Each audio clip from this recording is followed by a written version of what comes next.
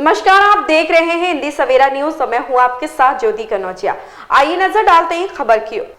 थाना जैत के क्षेत्र छठीकरा रामपाल नगला सुनरख प्राधिकरण में बनी सन सिटी में भूमाफियाओं द्वारा 1,500 करोड़ जमीनों को किसानों से धोखे से हड़प ली गई, जिस पर किसानों ने सरकार को प्राधिकरण व प्रशासन की मिलीभगत से धोखे से अधिग्रहण के नाम पर ₹10 के स्टाम्प पर बनाना करा लिया, जिस पर सन सिटी की जमीनों की जांच की मांग की है। किसानों का कहना है कि 2 करोड़ की स्टाम्प चोरी की निकली, जो कि उन्होंने आज तक जमा नहीं किया है। इसी के चलते इन्होंने 14 कंपनियां फर्जी बनाई, जिनका एड्रेस एक ही था।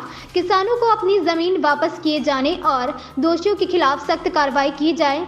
हाईटेक सिटी बसाने के लिए जनहित के नाम पर शासन से प्रोजेक्ट को अप्रूवल करा लिया, जिस पर सुप्रीम कोर्ट ने अपने एक आदेश में सन सिटी के प्रोजेक्ट के जनहित वाली बात को खारिज भी कर चुका था। बढ़ती हुई ठंड में सारे किसान भाई न्याय की उम्मीद में आस लगाए लगातार धरने पर बैठे हैं, परंतु इन गरीब किसानों की आवाज प्रशासन के कानों को नहीं सुनाई दे रही है। बताया जा रहा है कि जमीनों में धोखाधड़ी के खिलाफ किसानों ने उच्च न्यायालय में रिट दाखिल की है, जिस पर सरकार प्राधिकरण व सन सिटी से न्यायालय ने जवाब मांगा है। अभी तक कोई जवाब दाखिल नहीं किया गया है, जिस पर किसान विरोधी नीति के कारण किसानों को न्याय नहीं मिल पा रहा है, जिस पर उत्तर प्रदेश सचिव किसान सभा अध्यक्ष दिगंबर सिंह जी ने भी अपने विचार व्यक्त किए हैं। 26 जनवरी को किसानों ने गणतंत्र दिवस को तिरंगा लहराते हुए वाहन रैली निकाल के धरने को स्थगित कर दिया। इसके बाद 5 फरवरी को विकास प्राधिकरण के सामने अनिश्चितकालीन पुनः धरने को शुरू कर दिया जाएगा। बंटी कुमार की रिपोर्ट। गरीब किसानों की आवाज को सुनने वाला इस देश में कोई नहीं पैदा हो रहा है। आज इनका शांति प्रदर्शन धरना कंटिन्यू 46वां दिन चल रहा है।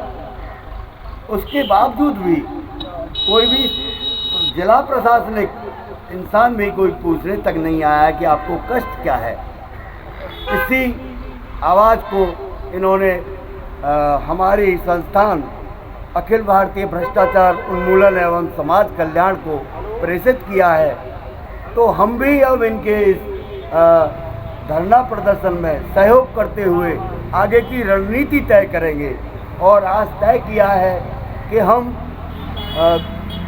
गांव में, आंचलिक गांव में अपने सभी जगह पर होते हुए शांति मार्च में और पैदल या मोटरसाइकिल रैली निकालने का आह्वान आज किया हुआ है।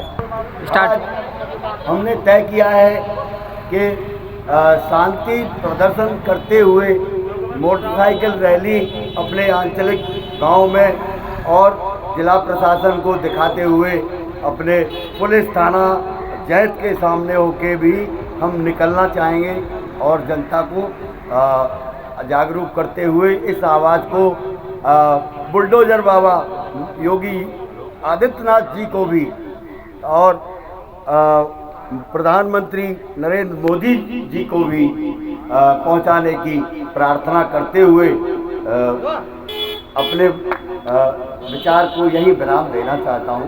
धन्यवाद। जय भारत। से बात हुई, मैंने कहा साहब ये धारा 4 लगा के, धारा 5 लगा के, धारा 6 लगा के हमारी ज़मीनों को आपने लूट लिया है, ये कैसे वापस होगी। तो सचिव साहब का कहना था कि प्राधिकरण के पास 1 इंच जगह भी नहीं है। ये ज़मीन का जो मैटर है सन सिटी और किसानों के बीच में हमारा कोई मैटर नहीं है। यानी जितना धोखा हमारे साथ छल किया गया है, अब इसका जिम्मेदार कौन होगा? यानी प्रशासन ने पल्ला झाड़ लिया है। अब आपकी सीधी लड़ाई किससे?